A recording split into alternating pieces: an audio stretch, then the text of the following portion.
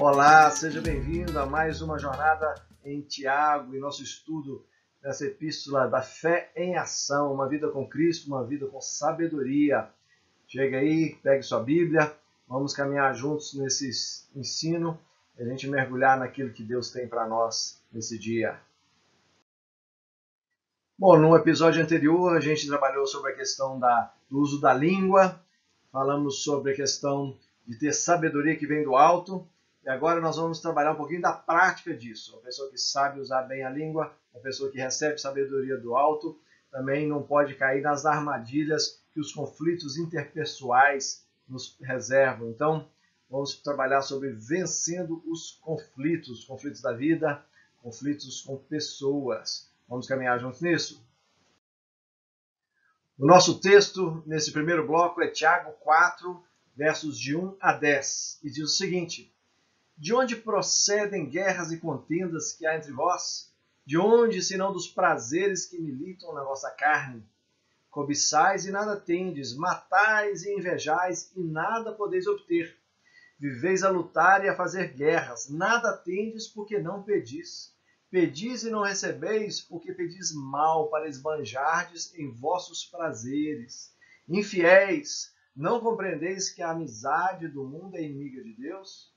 Aquele, pois, que quiser ser amigo do mundo, constitui-se inimigo de Deus. Ou supondes que em vão afirma a Escritura, é com ciúme que por nós anseia o Espírito, que ele faz habitar em nós? Antes, ele dá maior graça pelo que diz, Deus resiste aos soberbos, mas dá graça aos humildes. Sujeitai-vos, portanto, a Deus, mas resisti ao diabo e ele fugirá de vós. Chegai-vos a Deus e ele se chegará a vós outros. Purificai as mãos, pecadores, e vós que sois de ânimo dobre, limpai o coração. Afligi-vos, lamentai e chorai. Converta-se o vosso riso em pranto e a vossa alegria em tristeza. Humilhai-vos na presença do Senhor e ele vos exaltará. Tiago já começa de cara usando palavras duras, palavras fortes para lidar com essa questão dos conflitos que a gente tem. Ele está pensando em conflitos aí no ambiente familiar, ambiente conjugal, profissional, até mesmo com os irmãos da família da fé. Conflitos interpessoais de uma forma geral. E um cristão, ele precisa saber lidar com isso. Tiago vai trabalhar a raiz dos conflitos. Tiago não está interessado só em intermediar problemas ou mediar ali brigas entre fulano e beltrano. Ele está indo direto na raiz do problema. E é disso que esse trecho do início do capítulo 4 vai tratar. A pergunta que fica é: qual que é a área que você costuma ter mais problemas de conflitos interpessoais? É o familiar? É o conjugal? É o profissional? É lá na empresa, lá no trabalho? Ou se você é estudante, é lá na escola que você mais choca com as pessoas? Ou, quem sabe, você tem dificuldade enorme no ambiente mesmo da fé? Você é aquele que está sempre ali trocando de grupos, de igreja, às vezes dentro da mesma igreja, ou às vezes entre igrejas, porque está sempre trombando com pessoas também. Então, vamos ver o que é que o Tiago está falando em relação a qual que é a origem e como é que a gente vai tratar isso. Olha, logo no início, no primeiro versículo, o Tiago já vai trabalhar essa ideia da origem dos conflitos que a gente tem, os conflitos interpessoais. E essa origem, ele já vai na canela, como a gente costuma dizer. Ele entrega duas perguntas para os seus leitores. Ele fala assim: de onde procedem guerras e contendas que há entre vós? Ele não está perguntando, será que há? Não, ele já está afirmando, há entre vós. De onde? Senão dos prazeres que militam na vossa carne. Olha, a gente geralmente pensa em prazer na questão de comida, sexo, descanso, só esse tipo de coisa. Mas a ideia que ele está querendo trazer aqui, nessa palavra prazeres, é a ideia dos desejos, é a ideia daquilo do que tem dentro do meu coração, o que meu coração quer, o que meu coração deseja na minha vida. Esses são os prazeres que militam na vossa carne. Ou seja, milita de dentro para fora. Não é algo que vem de fora para dentro. É algo que vem do coração para fora. Porque a gente já tem essa luta dentro da gente e esses desejos, os prazeres, as vontades que a gente tem, que estão brigando dentro da gente, e quando isso aflora em conflito. Ele já havia falado, antes a gente viu na aula anterior, sobre a questão do uso da língua e a questão da sabedoria, que pode ser terrena ou pode ser do alto. Então, isso aí, quando se desdobra na vida da pessoa, vai se desdobrar dessa forma, porque é alguma coisa, da boca fala o que o coração está cheio, não foi isso que Jesus falou? Então, se a boca fala o que o coração está cheio, o problema é interno, o problema não é da boca para fora. O problema não são as palavras que saem da minha boca simplesmente, o problema é o que está dentro do meu coração, são as palavras que estão circulando dentro do meu coração. E é isso que Tiago vai falar sobre os prazeres da carne. Efésios 4:31, Paulo diz o seguinte: longe de vós toda amargura e cólera e ira e gritaria e blasfêmias e bem assim toda a malícia. Parece que Paulo vai num crescente, né?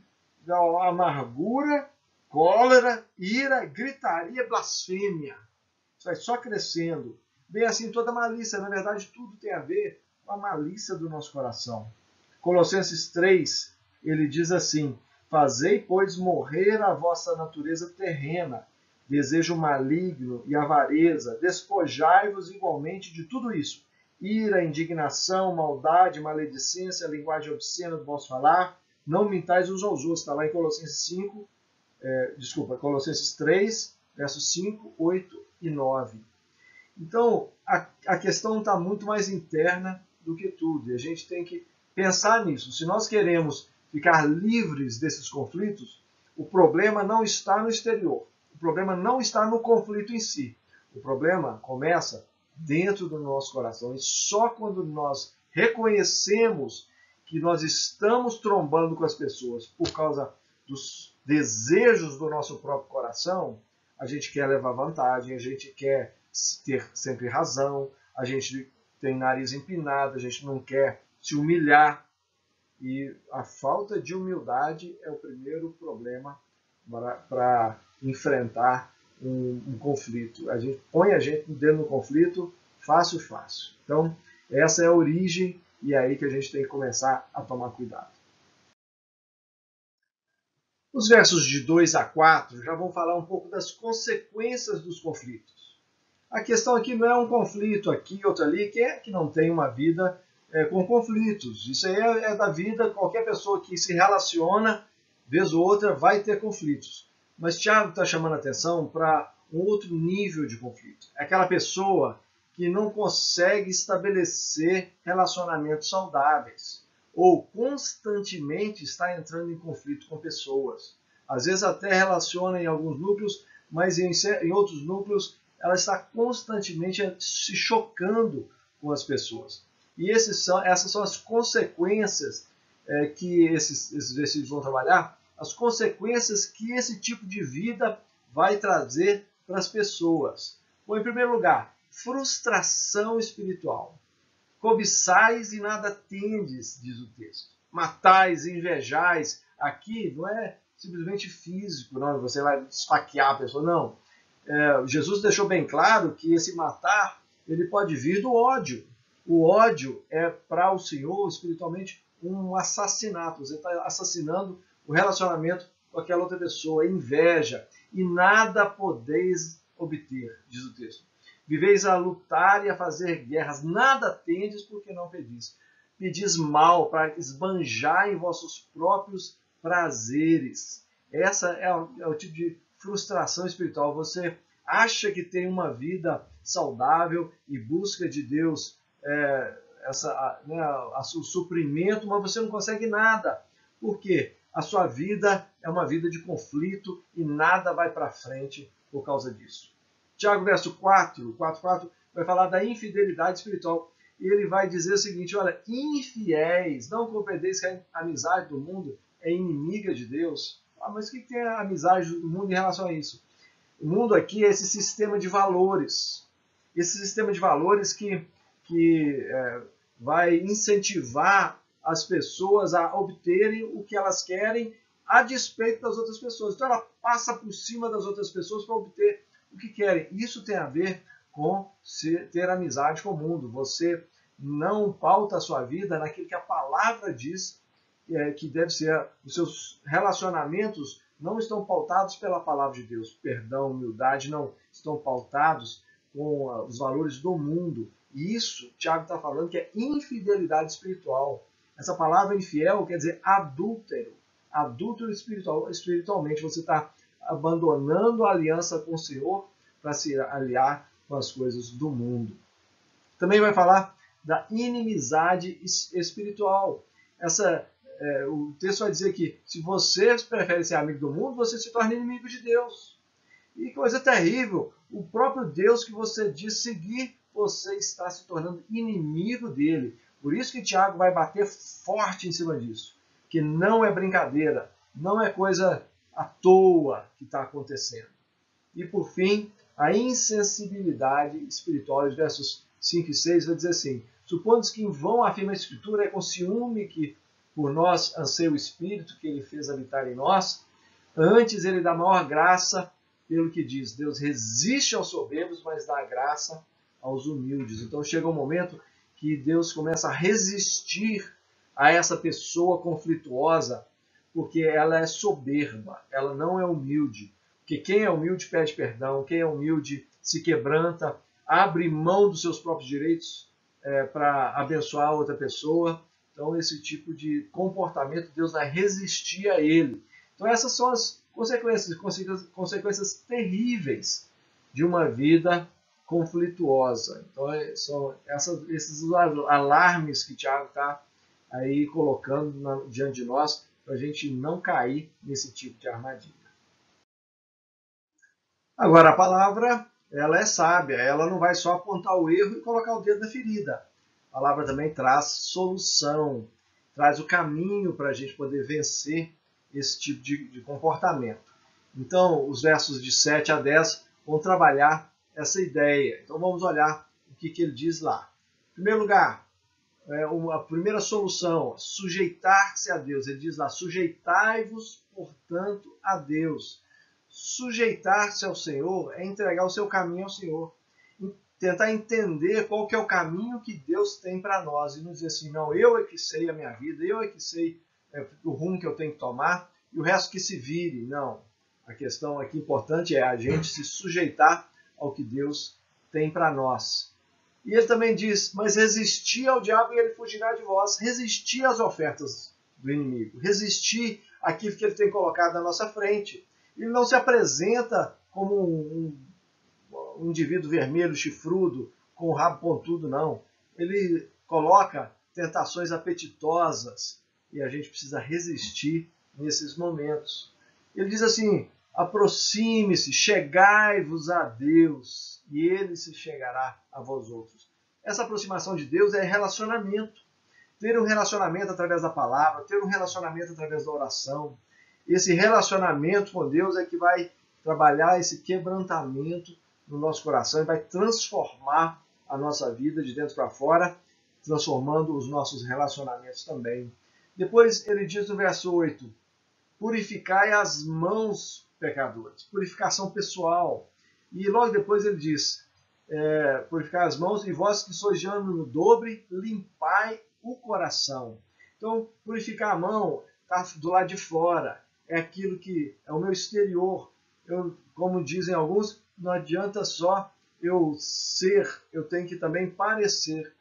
Porque o dentro e fora tem que estar junto.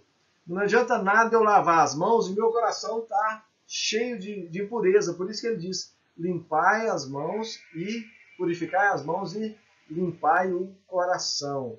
Então essa vida exterior tem que estar alinhada com a vida interior. Não é um ânimo dobre, não é uma coisa, eu estou nos bastidores, eu sou um e na frente das pessoas eu sou outro. Não, eu sou íntegro, eu sou inteiro. E essa que é a ideia. Mas ele continua dizendo no verso 9, afligi-vos, lamentai e chorai, converta-se o vosso riso em pranto e a vossa alegria em tristeza. Deus não quer que a gente seja masoquista. Mas o que ele está querendo dizer é esse olhar altivo, essa pessoa conflituosa, que gosta do conflito, que gosta de sempre ganhar e passar por cima das outras pessoas, precisa se arrepender, precisa perceber que esse tipo de vida não vai levar a lugar nenhum.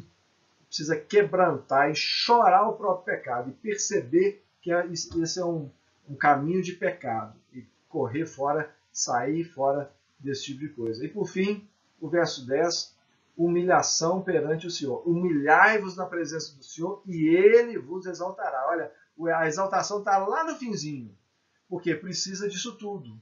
Sujeição, resistir a Satanás, aproximar de Deus, purificação, limpeza, arrependimento, humilhação perante Deus e Ele vos exaltará. Muitas vezes a gente quer só exaltação, sem passar por essa escadinha da humildade, calçar a sandalinha da humildade. Esse aí que é o caminho que Tiago tem para nós.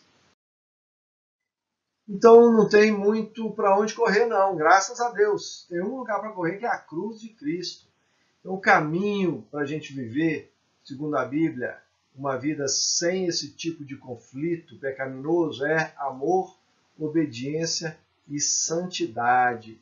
A vitória ou a derrota em nossos conflitos depende de quem estamos melhor alimentando no coração. Se eu estou alimentando as coisas do mundo no meu coração, então o caminho vai ser dos conflitos mesmo. Mas se eu estou com a nova natureza em Cristo sendo alimentada, aí sim eu estou indo no caminho correto. É isso que Tiago nos convida a viver, uma nova vida diante do Senhor.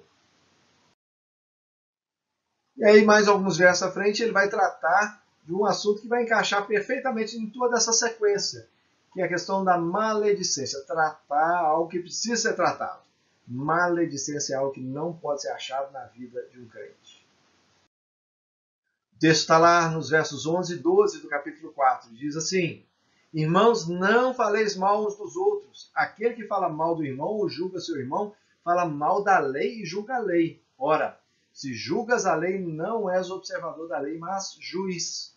Um só é legislador e juiz, aquele que pode salvar e fazer perecer. Tu, porém, quem és que julga o próximo? Olha, sabe qual que é o grande perigo da maledicência? É que muitas vezes aqui, ó, a maledicência vem disfarçada de correção, preocupação com o caráter do outro. Já viu aquela história de uma pessoa falar assim, olha, você viu fulano fez isso, pois é, né, que pena, estou orando pelo fulano, eu gosto tanto dele, você viu o que ele falou? Você viu o que ele falou? Ixi, olha, eu fiquei sabendo, fulano me falou isso, ixi, olha, eu não sei não, hein, eu acho que o pastor devia fazer alguma coisa, né, fulano é tão querido, então vem disfarçado de preocupação com o outro, vem disfarçado de cuidado, mas na verdade isso muitas vezes é uma grande maledicência. E a gente vai ver aqui por que é tão complicado essa questão da maledicência. Olha, Tiago está tão preocupado com a questão da maledicência porque ela é séria mesmo.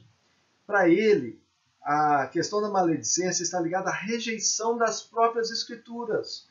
Quando nós fazemos uma coisa que vai contra as Escrituras e fazemos isso deliberadamente, nós estamos indo contra as Sagradas Escrituras. Em primeiro lugar, o que ele fala é que a Bíblia proíbe a maledicência. Isso em vários momentos, Deus no Antigo Testamento trabalhou pesado para evitar que a maledicência achasse lugar no meio do povo. Quando a gente vê Jesus trabalhando também nos ensinos dele contra essa questão do uso da palavra para maledicência. E o verso 11 diz assim, irmãos, não faleis mal uns dos outros. Aquele que fala mal do irmão ou julga seu irmão, fala mal da lei e julga a lei. Olha, essa é outra questão. Se a Bíblia proíbe a maledicência e nós continuamos praticando a maledicência, eu estou querendo dizer assim, que eu não estou nem aí para a lei. Se eu não estou nem aí para a lei, eu estou me colocando acima da lei. Eu estou julgando a lei, estou falando assim, eu tenho mais autoridade do que a lei. Essa lei de Cristo, essa lei do amor, essa lei do cuidado com as pessoas, a lei que embarca aí toda a Sagrada Escritura, e aí nós estamos nos colocando acima, porque nós estamos dizendo assim, eu não estou nem aí, eu vou fazer da minha lei, eu é que faço a minha lei. E quando eu faço isso, eu me distancio da lei.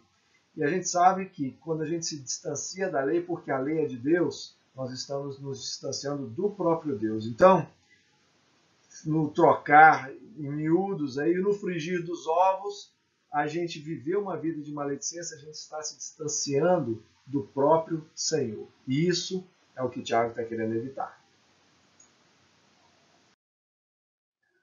Outra coisa muito séria, que não está explícito aí no texto de Tiago, mas quando a gente olha para a Bíblia, a gente vê, e a gente tem que abrir os olhos mesmo para a gente entender que a questão é muito mais intensa do que pode parecer, é que esse vício da maledicência, a prática da maledicência é típica de um personagem bíblico, que é o próprio diabo, Satanás. Ele é, por excelência, o maledicente. O próprio nome dele, diabo, que a raiz significa caluniador, ou aquele que mente, aquele que acusa as outras pessoas e acusa de uma forma leviana. Ele é o caluniador mesmo, ele espalha as mentiras. Isso é típico dele.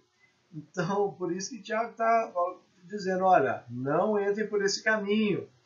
A gente vê na Bíblia o diabo falando mal de Deus para os homens. Foi isso que aconteceu lá no Éden. A serpente chega para Eva e diz, olha, não foi bem assim que Deus falou, não. Olha, ele, na verdade, ele não está querendo que vocês descubram a verdade, porque ele sabe que vocês vão ser como ele, deuses. Então ele vai caluniar e dizer que Deus não é amoroso, que Deus não tem cuidado com eles, mas tem inveja e por aí vai. Então ele chega a esse ponto de caluniar, falar mal de Deus para os homens. Mas também faz o contrário. Deus fala mal dos homens para Deus. Então quando a gente vê o episódio com Jó estava lá, uma vida reta diante do Senhor, um testemunho ótimo, e Satanás vai lá e olha, ele só faz isso porque ele é abençoado e fica instigando. É claro que Deus não vai cair na dele, Deus vai usar toda aquela situação para nos trazer esse ensinamento e trabalhar a vida de Jó também. Mas isso é certo, o diabo vai falar mal dos homens, vai acusar diante do trono toda a humanidade. E por causa disso, a essência do diabo é a maledicência. E isso aí é uma coisa que a gente tem que ficar esperto, porque quando nós praticamos a maledicência, nós estamos, como diz o ditado, nós estamos no colo do diabo. Nós estamos deixando ele conduzir, usar a nossa vida. Então a gente pode até não ser dele, graças a Deus, mas ele está usando a nossa vida para trazer e semear contenda, e aí volta lá naquela questão dos conflitos. Uma coisa vai puxando a outra, os conflitos vão só crescendo. Então, vamos sair fora da maledicência, porque nós não temos nada com o diabo. E por fim, a questão da usurpação dos direitos de Deus é outra coisa que Tiago vai abrir os olhos dos seus leitores e dizer assim, olha, não entrem por esse caminho, porque quando vocês entram por esse caminho, vocês estão sentando no trono de Deus, e é algo que é ridículo para qualquer criatura. Verso 12 diz assim, um só é legislador e juiz, aquele que pode salvar e fazer perecer. Tu, porém, quem és que julga o próximo? Então a ideia que Tiago vai trazer no verso 12 é que quando nós estamos usando da maledicência, nós estamos julgando as pessoas. E julgando de uma forma condenatória. Nós estamos dizendo, olha, essa pessoa fez errado, a gente não sabe direito da história, a gente não sabe as intenções do coração, a gente não sabe de nada. Quem conhece o coração é só Deus. Mas nós nos colocamos no trono de Deus, ou achamos, né, que estamos fazendo isso, e começamos a julgar. Olha, fulano fez isso, Beltrano fez aquilo, está errado, é isso, é aquilo. E aí nós estamos brincando de Deus. E se tem uma coisa que não cabe a nós, nem de brincadeira, é de tentar ser Deus. Então, a questão do julgamento é algo exclusivo de Deus. Só Deus pode julgar, porque só ele é legislador e juiz. Ele que fez as leis e ele que executa as leis. Porque ele fez as leis, ele sabe, ele conhece o coração. Então, é um direito exclusivo de Deus na palavra. Outra coisa, só ele tem capacidade, porque só ele nos conhece. Só ele conhece toda a situação. Quantas vezes nós não quebramos a cara porque achamos que uma pessoa fez isso por causa de certa atitude, alguma decisão que ela tomou e a gente acha que ela fez errado, e depois a gente vai conhecer melhor a situação, a gente percebe que a pessoa estava certa, que a pessoa fez tudo certinho, só que aos nossos olhos pareceu que estava errado, e a gente só foi descobrir depois. Porque só Deus tem capacidade para julgar as pessoas e as situações de forma correta, não cabe a nós. E por fim, é uma promessa feita por Deus, só Ele pode fazer isso. Jesus mesmo disse, olha, não tentem colher antes o joio e o trigo separado do joio, só Deus vai fazer isso no dia final. E ele está falando que o inimigo foi e jogou joio no meio da plantação de trigo, e indicando que eram os filhos das trevas em relação aos filhos da luz. E aí Deus fala, através de Jesus, olha, não tenta separar o joio do trigo. Isso quem vai fazer são os anjos no dia final. Então, tome cuidado, porque ao tentar julgar, você vai acabar julgando quem não era para ser julgado, condenando para quem não era para ser condenado, e isso está completamente ligado à maledicência, e você está brincando de Deus, e de Deus não se brinca. Por fim, o fato da gente não poder julgar e maldizer uma outra pessoa tem uma característica muito importante. A Bíblia fala que todos os crentes são propriedade exclusiva de Deus. Pedro fala isso lá na sua primeira carta. Também fala que nós somos filhos de Deus. Isso quer dizer que falar mal do irmão é falar mal de um filho de Deus, de uma propriedade exclusiva de Deus, e isso é muito sério. E 1 João fala que nós temos advogado junto ao Pai. Ou seja, quem falar mal da gente, nós temos quem nos defende, que é o próprio Senhor Jesus. Mas também, se a gente falar mal de alguém, essa pessoa também tem um advogado, que é o Senhor Jesus. Então, nós vamos estar trabalhando de acusadores, de promotores, sendo que a pessoa tem um bom advogado, que é Jesus Cristo. Então, melhor sair fora, né? Melhor deixar com o justo juiz, que ele vai resolver a situação. Então, vamos deixar isso de lado, vamos usar a língua da forma correta, vamos cascar fora, sair fora dessa questão da maledicência, porque o que Deus tem para nós é o Espírito Santo que vai fazer a nossa boca proferir bênção e não maldição. É esse o chamado para as nossas vidas. Que Jesus te abençoe ricamente e faça sua vida jorrar coisas boas para abençoar pessoas mais e mais, e a gente fugir da maledicência sempre, em nome de Jesus.